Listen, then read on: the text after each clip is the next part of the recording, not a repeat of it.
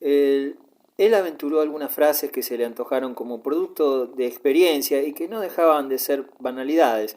Incluso dijo aquello de un clavo saca otro clavo, y cuando levantó la cabeza encima de los árboles de una plaza distinguió el edificio color ceniza del Teatro Colón. El sol castigaba su frontispicio de rayas finas y a la sombra del Palacio de Justicia, a los costados de las pesadas columnas cartaginesas, en las altas gradinatas conversaban grupos de señores correctamente vestidos, con bastones en una mano y mamotretos en otra. Se estrechó la calle, el tranvía marchaba a ras de la vereda, las vidrieras de los comercios se podían tocar extendiendo las manos y en las esquinas grupos de transeúntes aguardaban su vehículo. Irene se mostraba más dueña de sí misma e incluso Balder se hubiera atrevido a jurar que la observaba con malicia burlona desde el fondo de sus ojos. La atmósfera de irrealidad que respiraran la tarde anterior se había desvanecido. Comprobó con tristeza que ella parecía ajena a él, y Balder permaneció apaciguado, con cierto desaliento de carbón que añora el fuego que puede consumirlo. Los toldos se extendían frente a las fruterías y los establecimientos de libros. Cuando el tranvía se detenía podrían escudriñar los interiores de los comercios, y ya se veía un hombre envuelto el pecho y parte del rostro en una nube de vapor que escapaba de una máquina de planchar sombreros o de un paletó, con las manos en las caderas mirando embobado una araña metálica de segunda mano frente a una mujer gorda que ensalzaba particularidades del artefacto. El tranvía rebotaba en los rieles. Estaban en una calle en reparación. Aquí es, dijo Irene, y descendieron. No sabía si tomarlo o no del brazo. Mire aquel pájaro, dijo, señalándole un jilguero blanco en una jaula alta. Los balcones de los primeros y segundos pisos se sucedían interminablemente, con escasa diferencia de nivel. En algunas macetas vegetaban arbustos y enredaderas, en otros las puertas entreabiertas dejaban ver un ángulo de mesa, un cesto de bordado o un maniquí rojo con prendas de vestir. Estamos cerca, dijo Irene. Es en Rivadavia. Se nos ha hecho tarde. Su voz tranquila parecía animada de la alegría de llegar por fin. Irene caminaba como desganada. Un gran sueño, no cabía duda. El gran sueño, no cabía duda, se había disuelto en la nada, y Balder trataba de mostrarse prudente para que la jovencita le perdonara la embriaguez que la otra tarde suscitara en ella. Quizás nacían en el interior de Irene las resistencias al mal que de Balder podría venirle. No quedaba duda de que sus defensas actuaban normalmente. Apresuró el paso. A veces se encontraban con parejas y ambas mujeres y los dos hombres se examinaban tratando de intuir cada uno el placer que recibía el otro de su compañía.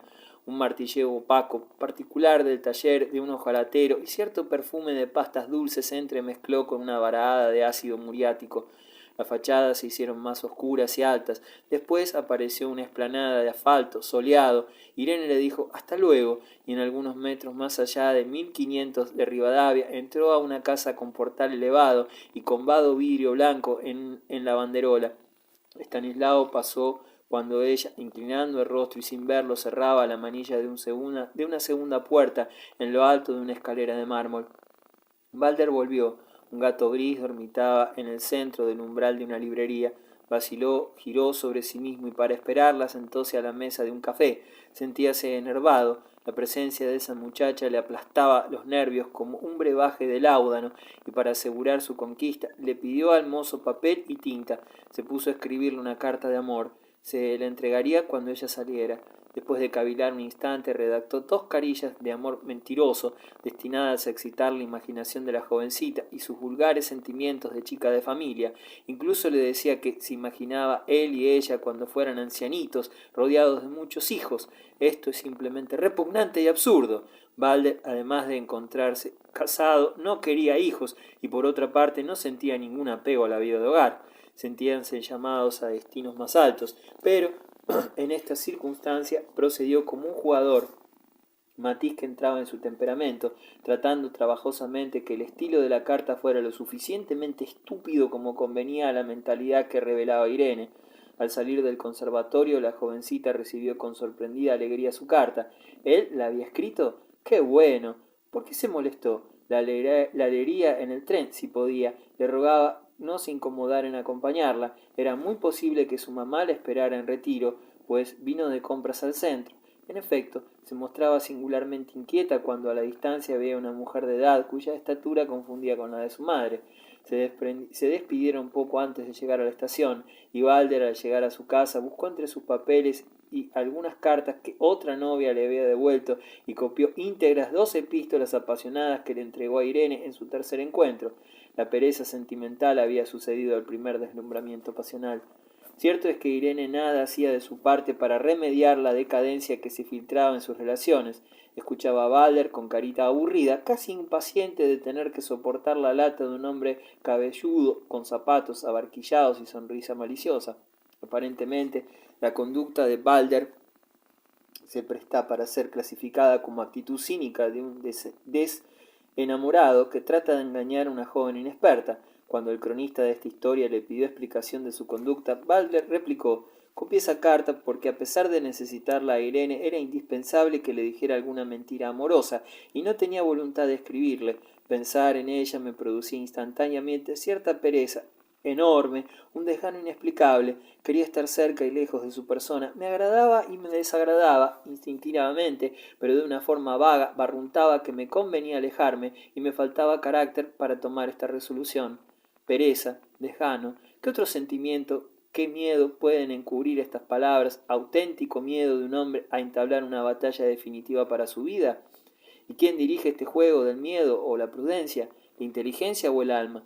Si escribimos inteligencia y dejamos en pie al alma, entendiendo por alma el instinto, accionando contra todas las leyes de la lógica vulgar, el problema se completa tan extraordinariamente que hay que inventar la hipótesis más contradictorias para certificar un final que fue extraordinario. El instinto, entonces, el alma, deber del cronista es exponer hechos, no hipótesis. Balder y Irene se vieron una o dos o 3 veces. De estos encuentros le quedó a Estanislao el recuerdo de una criatura sumamente silenciosa y terca que lo examinaba detenidamente sin fatigarse. Nunca oponía objeción alguna a sus reflexiones. Luego la jovencita no concurrió a la academia. Estanislao la esperó algunas semanas con ansiedad. Los días que ella debía acudir al conservatorio las guardaba en un café establecido al mediodía, a media cuadra. Balder amaba este camino. Bajaba en la estación Congreso del subterráneo, tomaba por la acera izquierda de Rivadavia, encaminándose hacia Montevideo. La vereda ancha y sucia de papeles y sombreada por los entoldados de las chocolaterías estaba obstaculizada por filas de mesas vidriadas, con ruedas de choferes. De algunos edificios recién terminados escapaba un áspero relente de aguarrás. Toldos anaranjados sombreaban altos ventanales de escritorios, abundaban los talleres de vulcanización envueltos en constante atmósfera de caucho recocido, y en la plaza del Congreso, con elevadas macetas verde cobre en pilares artísticos, los bancos negreaban desocupados. Balder caminaba despacio. Entre los edificios de planta baja, aislados, reptaban el espacio los de 10 y 15 pisos, rematados en poligonales torrecillas de pizarra, buidas de pararrayos. Balder se ubicaba en la mesa veredera de un café, establecido 30 metros antes de llegar al conservatorio. La vereda abundaba de hojas secas. Las conversaciones de los parroquianos de gorra le llegaban como un murmullo donde resaltaban aisladas las vocales. Media calle permanecía en la sombra y otra media franjeada de sol. Sobre el abanico verde de los árboles se desprendía el relieve de las rojas columnas del alumbrado, con triples campanas de porcelana en triángulo. En ciertos espacios de la calzada, filas de autos de diversos colores permanecían estacionados, y Balder alargaba el pescuezo cada vez que veía entrar a una joven en el portal del conservatorio, que a veces no era el del conservatorio, sino aquel de la librería. Conoció las costumbres de los vecinos de aquel trecho de calle: el vendedor de cigarrillos, de perfil cesario, con su cajón marrón adosado al muro verde de una tienda. Era tan perezoso que sus clientes debían sacar por sí mismos los cigarrillos de los anaqueles, y el lustrabotas de junto al café que exhibía el técnico perfil de un orangután. Algún parroquiano se dormía en la mesa de la vereda. Balder ilusionábase de encontrarse en un boulevard de París, saboreando cierto encanto al contemplar las fachadas de construcción moderna, con relieves rayados de canales y paneles blancos, decorados escuetamente por el escaso perfil de un balconcito de hierro negro.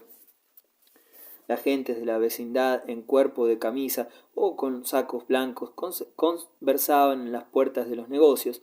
A veces un automóvil en su brusca frenada ponía en la bocacalle un grito de hombre de goma despanzurrado de una mueblería próxima. Dos proletarios sacaban, sosteniéndolo por las puntas, un ropero de lunas invertido, y el tiempo pasaba sin que Irene apareciera. La decepción crecía en él y su rostro se alargaba mientras que el mozo vestido de negro y con una servilleta sucia en el antebrazo se le acercaba contando unas monedas en la palma de la mano para decirle con un tono de voz que se le antojaba denigrante: ¿Ha llamado el señor?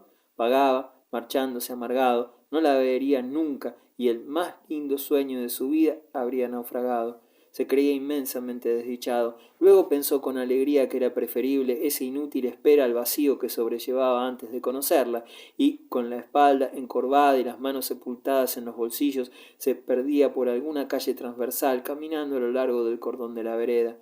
Lo más sensato hubiera sido que cualquier atardecer, tomando el tren, se encaminara al Tigre, pero no. La guardaba allí, en el lugar donde sabía subconscientemente que ella no aparecía, como si tratara de disculparse ante un testigo invisible. Yo fui a esperarla, pero ella no vino. Un día no la esperó, y más tarde recordó que se dijo: es mejor que haya pasado esto, porque esa muchacha me iba a complicar la vida. Estas palabras quedaron estampadas en relieve en el plano de su conciencia. Cuando alguna vez recordaba a Irene, le bastaba apelar esa reflexión para consolarse. El tiempo en tanto pasaba en todos los almanaques del mundo.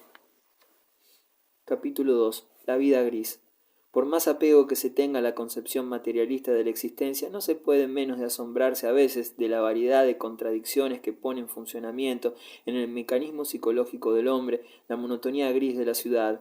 El individuo, en algunas circunstancias, se afina hacia extrañas direcciones mentales con tal tenuidad que llega a dudarse si con exclusión de la materia no existe un espíritu sutil actuando respecto a los sentidos de percepción inmediata como un detector de acontecimientos futuros. En Balder, después de alejarse de Irene, desglosamos 3 estados de conciencia: deslumbramiento irreal, angélico, repentino oscurecimiento de la llamarada pasional y finalmente un resignado cavilar que busca de tranquilizarse apelando a un vaticinio: es mejor que haya pasado esto, porque esa muchacha me iba a complicar la vida.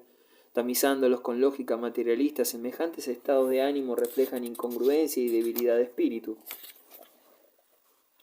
¿Por qué a Estanislao le iba a perturbar la vida una muchacha quien las 3 últimas veces que vio lo dejó indiferente, al punto que para escribirle tuvo que plagiarse y acumular en las cartas mentiras grotescas? Y si le era indiferente, ¿por qué huía de ella? Balder, respecto al drama de su vida, me ha hecho confidencias extraordinarias. Ellas reflejan aspectos singulares y repugnantes de su personalidad, mas como he resuelto consignar imparcialmente la madeja de su vida interior, no me detendré en embellecer el personaje. El hombre, en cualquier extremo de la pasión, es un espectáculo extraordinario, si sus confesiones permiten delinear la estructura de la misma. 4 meses después de lo narrado en el primer capítulo, llegaron las fiestas de carnaval. Balder las aguardaba con sumo interés. Estaba seguro que Irene concurriría al corso del Tigre. Imaginaba la dicha del encuentro. Él avanzaba por la calzada bajo los arcos de luces, rompiendo cortinas de serpentinas. De pronto quedaba inmóvil. Ella estaba allí, mirándolo bajo los focos dorados, con ojos desencajados. Vinieron las noches del corso. Se arrinconó junto a una mesa de café, con mirada somnolienta, observaba a las patrullas de forajidos que, en fila india, con los brazos desnudos y el pecho velludo al aire, hundían al socaire la mano en los traseros de las criadas parranderas. Las ruedas de los carros, forradas de percalina roja o azul, giraban ante sus ojos. Un tumulto infernal, bajo arcos de luces rojas o verdes, se desarrollaba con las combas de las serpentinas, y Balder la imaginaba a Irene en un palco del Tigre, apoyada de codos en la barandilla. Estaría disfrazada de holandesa, pavo real o española, y así pasó la primera noche. Indignado contra sí mismo, se juró ir al día siguiente, promesa que, como otras de sus actitudes, no llevaba más finalidad que tranquilizar su conciencia.